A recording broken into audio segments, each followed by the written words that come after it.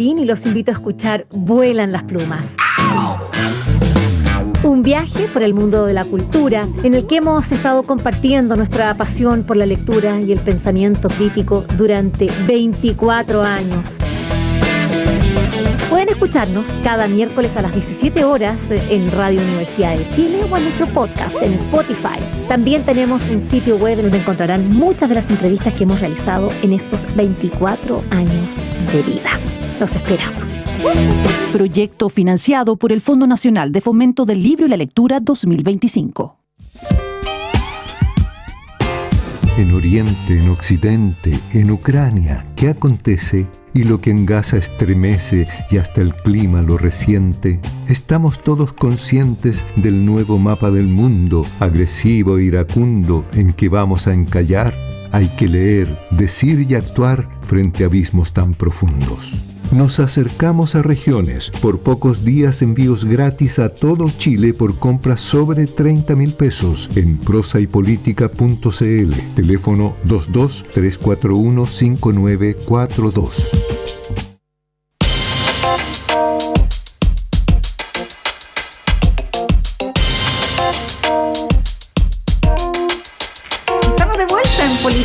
Sí, ya estamos de vuelta. Ya estamos de vuelta. Mire usted, y mira, ¿y quién nos está esperando en el Zoom ya con nosotros? Pero imagínate, la estrella de nuestro staff de panel, Miguel Ángel Fernández, doctor en Filosofía y Ciencias Políticas, bienvenido. Y Ana Felipe, gracias por la introducción, un gusto como siempre estar con ustedes. ¿Cómo estás, Miguel Ángel? Bien, estoy en ese periodo intermedio, no estoy planificando el próximo semestre y cerrar los ramos, así que es un momento de mucha innovación docente, tengo que decir, estoy contento. Hasta me cloné la voz, Felipe, imagínate. Sí, ¿cómo? Hasta principios de agosto sí. Dura nomás el recreo. No, me cloné la voz, tengo ahora un clon de inteligencia artificial para apoyar el aprendizaje de mis alumnos. Bueno, Felipe también está afónico o disfónico. No, se clonó la voz con inteligencia artificial. Ah, es verdad, así literal. Es. Ah, yo pensé que literal. era una metáfora. No, me la cloné realmente para apoyar el aprendizaje y hacer cápsulas a bajo costo. Me cloné. Y lo logré ayer, así que me tenía muy contento. Así que ya que me preguntan cómo estoy contento porque logré. O sea, tú escribes la clase y aparece como un podcast en voz, con tu voz. Así es. Genial. ¿Viste si hay usos legítimos de la inteligencia artificial? Sí. Todo eso, me perdonarán el dinosaurio de mierda que soy, pero todo eso me aterra, güey. Y la inteligencia, hablemos de otra inteligencia, que es la emocional. La inteligencia emocional. Lo que llamamos habilidades blandas, manejo de escena. Todo esto a propósito de este primer foro que hubo hoy día en el Salmón Summit. La cumbre del salmón en Frutillar. Estuvimos comentando en el primer bloque los contenidos de esto, porque no sé si viste alguna parte como para ayudarnos a una caracterización del desempeño de los tres primeros. Lo miré completo, porque siempre los primeros encontrones son interesantes. Porque además, fíjate que me parece que hay dos particularidades bien relevantes. Primero, en el mundo de la oposición, ¿ya? Entre Kast y Matei, porque faltaba Kaiser, y Parisi también probablemente, básicamente el distinto estilo de Matei con Kast. Matei fue a solidificar una posición tecnocrática, se vio claramente en su presentación inicial, ¿no es cierto? Intentando dar certezas de alguna manera de algo que ha estado bastante complejo en su configuración de campaña, que es esta idea que ella tiene un manejo de temas encima. Y Kast, por otra parte, se fue a la parte performativa, que es bien interesante, porque José Antonio Kast tiene fama de no tener muy buen manejo de cifras, siempre lo ha tenido, miremos lo que ha pasado en sus dos elecciones anteriores, y este minuto de silencio que hace, ¿no es cierto? De alguna manera todo es una puesta en escena. Entonces, Matei fue a darle certezas a los que estaban en ese auditorio para mostrar una imagen tecnocrática hacia afuera, algo muy tradicional en la derecha chilena, tenemos del 58 para adelante suficiente evidencia, y Kast, en cambio, me parece que fue muy en la lógica donde se ha instalado su campaña, que es, de alguna manera, despegarse de los temas contingentes y al mismo tiempo dejar buenas cápsulas para viralizar. Y ese contraste me pareció muy interesante, porque me parece que es el tono que van a empezar a instalar las candidaturas para construir sus personajes presidenciales en los próximos meses. Se dedica a los reels, ¿no? Es que lo que pasa es que la verdad, siempre lo digo, la capacidad de José Antonio Kast y sus influenciadores en TikTok, en Instagram es bien potente, y él está un poco en formato cuña. O sea, fíjense, ven los primeros minutos y partan todo en bloques de 1 minuto y medio, cosas por el estilo. Se van a dar cuenta que está construido de alguna manera, de esa manera. Y eso me parece muy interesante porque le permite, de alguna manera, y por algo tiene, el porcentaje de apoyo en los jóvenes, que 24 puntos en algunas encuestas muestra que es mucho más que Belín Matei, que no es algo que sea de conocimiento no público. Y por otro lado tenemos a Jara. Jara me pareció que, fíjate que yo creo que está en un momento de la campaña complejo, ¿eh? ¿Por qué? Porque mientras ella aparece públicamente por primera vez con un carisma muy especial, con un, en buen chileno y perdónenme el modismo, chispeza para poder de alguna manera presentarse al público. O sea, termina esa primera locución diciendo, bueno, no voy a expropiar, no se preocupen, de alguna manera haciendo eco. Sí, que haciendo eco de lo que ha hecho desde que está en campaña, que esta idea de como el cuco comunista no existe, etcétera. Soy una buena persona, no se asusten. Exactamente. Hasta simpática. Sí, y de hecho, me parece que es un gran activo. Y fíjate que hace una declaración inicial que es muy interesante, porque dice, soy la candidata ya de la centroizquierda. Y se posiciona inmediatamente allí. Y esos elementos, en una candidatura que me parece en este momento que está un poco solitaria, y en 30 segundos desarrollo por qué. Mientras Jara se está desplegando en terreno inicialmente, la negociación por las parlamentarias al interior del bloque del oficialismo está en rojo vivo, ¿no es cierto?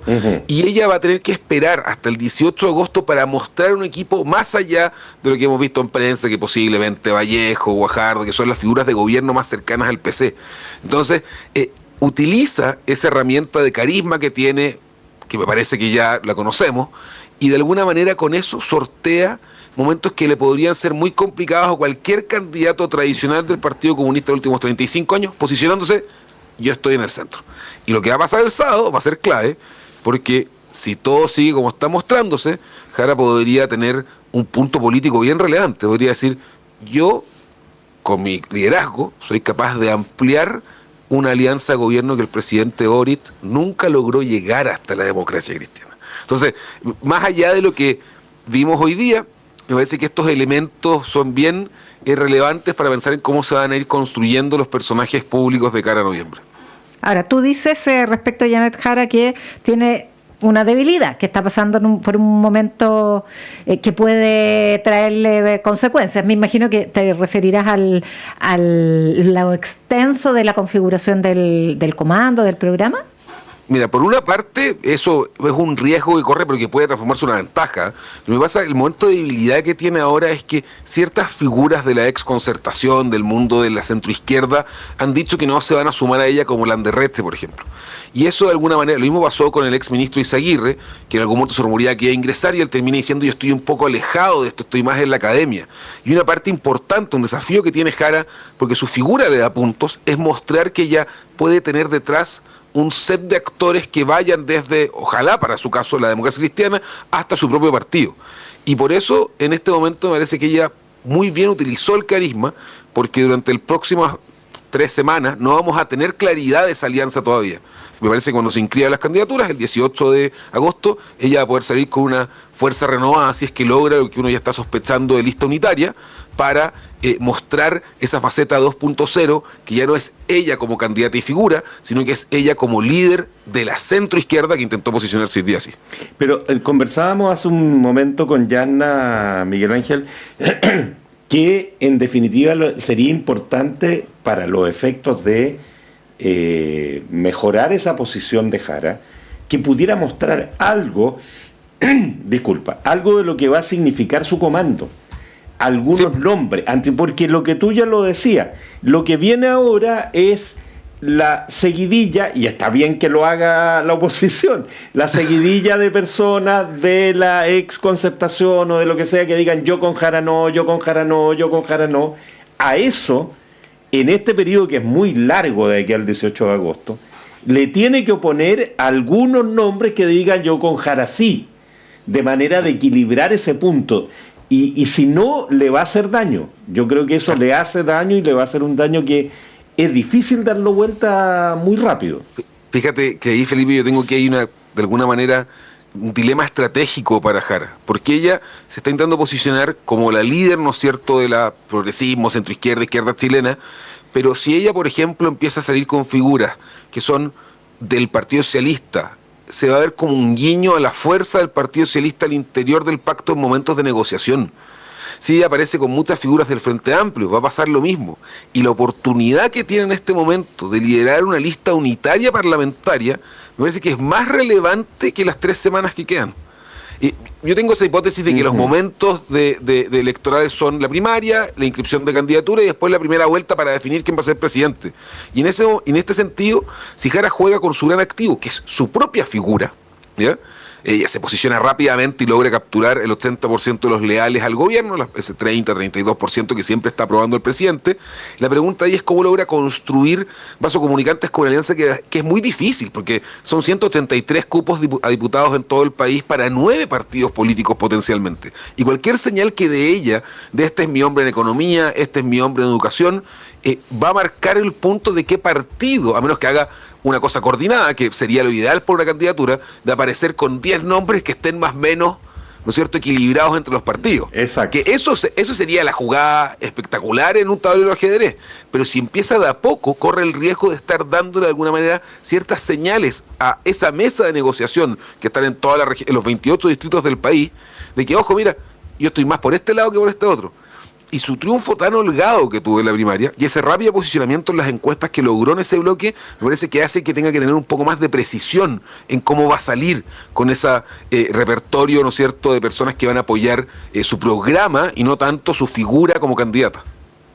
Sí, eso se ha destacado mucho la ausencia de cuadros técnicos, porque evidentemente, tal como tú nos lo explicas, no sería conveniente que aparecieran, porque todos van a tener alguna afiliación. Es difícil que encuentre independientes, como decía una diputada por ahí hace muchos años. Pero interesante el punto, pero bueno, hay que mirarlo. Claro, pero por otra parte, efectivamente, en el mundo de la izquierda y la centroizquierda, los principales técnicos, por el tiempo transcurrido en el Estado, son del socialismo democrático, qué duda cabe. Son los más experimentados después de 30 años o 20 años que pasaron en el Estado. Por lo tanto, efectivamente, desde ahí podrían ofrecer al mejor futuro ministro de Hacienda, que vendría siendo en clave de campaña el jefe programático, ¿verdad? Por ejemplo, ¿no es cierto? Eso se quedó muy claramente cuando salió Carmona, ¿no es cierto?, que era su jefe programático, el encargado de economía, da un paso al costado, deja esta apertura hacia la centroizquierda.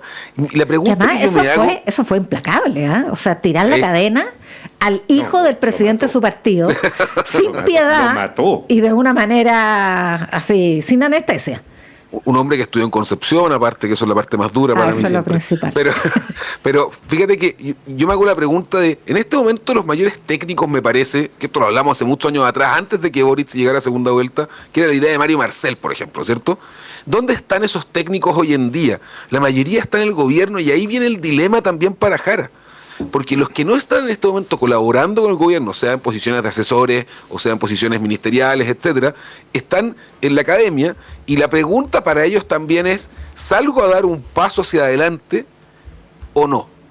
O sea, y fíjate que eso es complejo, porque Janet Jara está muy bien en las encuestas, pero todavía tiene un dilema de cara a la segunda vuelta. Ese rápido ascenso se transformó en, ¿no es cierto?, de alguna manera, y esto lo voy a poner bien entre comillas, un primer piso que logró en la primera vuelta, capturando los leales al presidente Boric. La pregunta es cómo se amplía desde allí hacia adelante.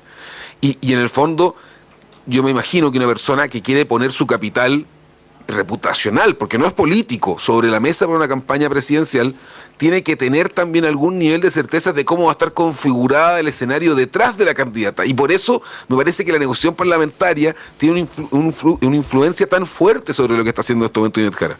Ahora, yo tengo una discrepancia con Felipe, es que yo creo que estas 3 semanas, fíjate, frente a lo que está ocurriendo en la oposición, Janet Jara no tiene tanto riesgo de aquí al 18. O sea, cuando uno mira lo que ocurrió, por ejemplo, el sábado en el Mercurio, de estas firmas de empresarios pidiendo la derecha unidad, uno mira las diferencias entre Kast y Matei, uno mira un Kaiser que es el que está haciendo los juegos sucios contra contra Jara es el que más la golpea, pero sin tanta relevancia mediática. Uno mira que todavía hay una discusión interior en la UDI entre me pongo más duro y voy a buscar el voto cruzado con Kast, o me voy hacia Chile Vamos. Me parece que todos esos elementos, que son los que más están de alguna manera rondando en la opinión pública, en redes sociales, en los comentaristas, le dan un espacio a Jara para esperar. Porque me parece que un primer paso, porque tiene un desafío relevante y muy difícil electoralmente pensando, que es cómo logro transformar de la candidata con la mejor aprobación de mi partido en los últimos 35 años en una candidatura presidencial que logre arrastrar el carro de la victoria parlamentaria y que tenga opciones en segunda vuelta de ser altamente competitiva. Y eso no es tan fácil, porque la primaria la ganó con voto voluntario, con una cierta participación, pero otra cosa distinta es pensar en este mundo, ¿no es cierto?, de voto obligatorio, con esos 4,5 millones de personas que no tienen ideología clara. Entonces yo ahí no creo que 3 semanas sea tan terrible para Jara si es que logran la unidad de lista, porque eso va a ser el notición de ese 18 si logran llegar a ese puerto. Es un buen punto, te insisto, creo que tienes un punto sólido ahí. Está bien. Miguel Ángel, y respecto de Evelyn Matei, que se estabilizó en las 3 encuestas del fin de semana, se estabilizó en el tercer lugar, pero no siguió bajando. De la misma manera que los dos punteros también se estabilizan en el primer y segundo lugar, más bien empatando. ¿Tú la ves con capacidad, con posibilidad, con oportunidad de revertir su rezago al tercer lugar? Mira, la tiene muy difícil. Lo primero. Ahora, como los momentos electorales en Chile en los últimos 4 años se solidifican tan rápido, y esto me refiero, por ejemplo, ¿no es cierto?, el viernes las encuestas antes de la primaria no mostraron una Jara con 26 puntos, 24 horas después sí, el presidente Boric después de la primera vuelta rápidamente le saca 10 puntos de distancia a Kast en las encuestas y se mantiene más o menos estable durante 4 semanas, ¿ya? Que son los cuando están en veda, ya han pasado suficientes años, así que asumo que nadie me va a golpear por decir lo que uno hace en investigación, pero ¿qué es lo que pasa? Otro punto, ¿qué es lo que ocurre en el fondo en Evelyn Matei? Ella en este momento tiene primero que dejar de bajar. O sea, para ella yo creo que es una buena noticia haber tenido 2 semanas sin seguir cayendo en las encuestas. Y eso me parece que es un punto clave. ¿Por qué? Creer que ella va a seguir bajando me parece que es no observar lo que está ocurriendo al interior de las candidaturas de la centroderecha y la derecha. Fíjate que Panel Ciudadano mostró prácticamente, con un punto de diferencia que puede ser error estadístico, el mismo porcentaje de votos de Matei y de Kast. Pero al interior de esa composición, como es un panel, hubieron cambios, fíjate. Hay un porcentaje de votantes que uno puede diagnosticar como personas que están más preocupadas de una segunda vuelta, que abandonaron a Evelyn Matei y se fueron donde José Antonio Kast, que es un tema relevante. Pero aquellos que fueron de Kast a Matei son personas que, por ejemplo, no tienen tanta nitidez ideológica con la derecha. Son esas personas que, por ejemplo, están preocupados de temas como seguridad, pero que no necesariamente tienen una posición solidificada, es decir, yo soy de derecha y estos son mis principios y valores. ¿Los que salen de Kast y van hacia Matei? Exactamente. Entonces, de ahí la pregunta es, ¿cómo Matei podría, por ejemplo, volver a reentusiasmar su campaña? Probablemente, el problema que ha tenido, va a tener que tomar definiciones. Si algo le ha afectado a Matei en las encuestas es que no toma definiciones claras. No se decide para ir a la derecha a competir, no se decide ir a buscar al electorado desideologizado. Y es allí, me parece, la segunda vertiente de hoy en día tiene posibilidades de revitalizar su campaña, que es diciendo, bueno, Kast y Kaiser están controlando el sector de la derecha, y yo he de que posicionarme con alguna herramienta que dé certezas a ese mundo que no tiene tanta claridad sobre las cosmovisiones ideológicas del país. O sea, qué significa ser de derecha, qué significa ser de izquierda, etcétera. Que es la misma estrategia que Janet Jara debería intentar implementar, según mi parecer, que es salirse del mundo ideológico, de ese 60% de Chile que tiene posición, e ir a buscar al 40% que se mueve por razones más personales, por razones más de certeza. Y por eso me parece que hoy día Matei presentó la Matei tecnocrática estilo Jorge Alessandri 1958. Porque si habían 2 cosas muy interesantes. Era primero que hizo mucho hincapié en números, y lo segundo es que tuvo un desplante con el PowerPoint detrás, preparado para mostrar de alguna manera tecnocracia. Y en ese formato también de charla de pie, no me acuerdo cómo se llama el... Sí, como charla TED, me parece. TED, claro. O sea, que es el sueño de un profesor hacer la cosa. Fíjate, Miguel Ángel, que además ella se instala en una posición distante de ambos. Sí. Y habla de que aquí hemos visto polarización, aquí hemos visto, y eso no es lo que Chile necesita, necesitamos diálogo. Bueno, en una GAF, como lo veíamos al principio, defiende la la movilización social, etcétera, pero instala, decir, aquí está el camino distinto de unidad de Chile, que es el que se necesita. Da la impresión de que ese podría ser el inicio de esa estrategia, que tiene que ver con lo que tú estás diciendo. La pregunta es si logra mantenerla constante en el tiempo. Me parece que uno de los daños difícil que ha tenido la campaña de Matei es que no ha dado certeza y direccionalidad en su mensaje. Porque además hay algo muy relevante: el costo reputacional que tiene hacer movimientos muy rápidos es muy alto para las candidaturas. O sea, por ejemplo, porque el caso de Jara es el más fácil de explicar, pero ella tenía 40 años de militancia del Partido Comunista, decide no irse, solo le da puntos de reputación. Casta en el fondo utiliza esta lógica de decir, mira, yo lo venía diciendo en 2017, 2021, le da puntos de reputación. Matei, el problema que tiene es que tiene que ir, perdió puntos de reputación y tiene que intentar de alguna manera recuperarlos. Y si la Evelyn Matei que vimos hoy día en Frutillar, ¿no es cierto?, más en una onda parecía a tercera vía, casi como más abierta, yo me la imagino ahí entrando con demócratas y amarillos en el formato de hoy día, ¿no es cierto?, y eso lo mantiene durante 2 meses, puede que encuentre un electorado que todavía está relativamente indeciso, que quiere un poco más de certeza, que no está en la lógica de polarización plena, donde sí Jara y Kast se mueven hasta cierto punto, ¿no es cierto?, para poder tener un nuevo realce. Porque si Matei logra empezar a marcar 20 en las encuestas y queda a tiro de cañón 3-4 puntos de los otros candidatos, la competencia de cara a la primera vuelta va a ser de pronóstico reservado, porque eso puede ser básicamente la última semana de campaña. Entonces, y fíjate que el programa es bien distinto, y esto es la clave de la historia de Chile. Lo decía Timothy Scully, el centro solo se define por comparación con quienes tienes al lado. Y Matei puede ser, vamos a ver las próximas semanas, si se instala allí, en un centro que no tiene proyecto político, no es la democracia cristiana, ¿no es cierto?, no son los radicales del 30, pero que sí puede, de alguna manera, construir la sensación de que está en la mitad. Un centro que ya no es centro ideológico, sino que es despolitización, intuición, por comparación. emoción. Como ha sido siempre, finalmente el centro. Pero yo creo que Frei Montalva tenía un proyecto político. ¿Quién? La Revolución en Libertad, Frei Montalva tenía un proyecto político. Pero se ponía entre medio del socialismo, ¿no es cierto?, y el crony capitalism conservador. Claro, pero planteaba algo ahí. Claro, el planteamiento era la superación de ambos. Y el planteamiento tenía que ver con un proyecto, tú lo dices muy bien, con un proyecto de construcción de un tipo de sociedad. Eso no es simplemente la equidistancia de un lado y de otro. O sea, la reforma agraria no es centrista. La reforma agraria... Tiene una pata hacia... No es la del macetero, siempre me acuerdo del colegio. No, es la del macetero, es la de Alessandri, pero... Por eso, no es la del macetero. No, pero la reforma agraria que por primera vez pone en duda la sacrosanta virginidad de la propiedad privada y que dice, no, la propiedad privada es expropiable y que eso no es centrismo, pero es surge un proyecto distinto. Pero surge entre los canales de dos ríos que nunca se van a tocar. Y por eso, entonces esa es la hipótesis de Scully en el fondo. Sí, claro, sí la entiendo. Claro. Uno puede decir que es tercera vía, que va por encima, por al lado, por debajo, pero en el fondo son dos ríos que no se tocan. Y dice, no, miren, yo puedo tener algo de puente. Lo bueno de un lado, lo bueno del otro. Y me parece que, ahora, Matei no va a tener ese proyecto político. Pero por comparación puede quedar más centrista y se puede pelear un electorado que quizás le da 5 puntos en las encuestas para volver de lleno a la competencia por segunda vuelta. No, y por deseabilidad social todos quieren estar al medio, equidistante del extremo. Pero a la hora de votar... Que uno está a un lado.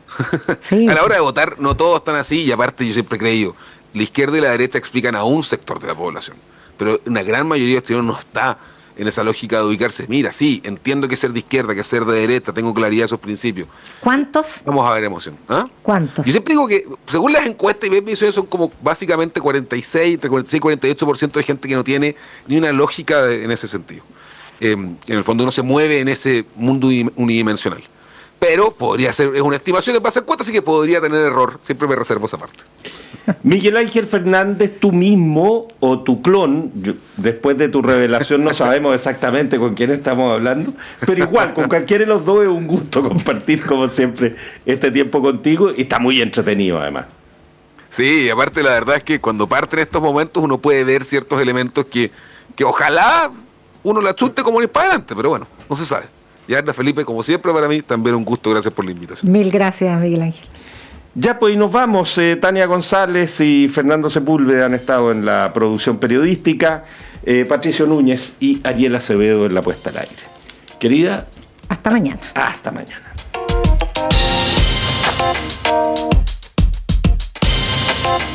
El departamento de prensa de Radio Universidad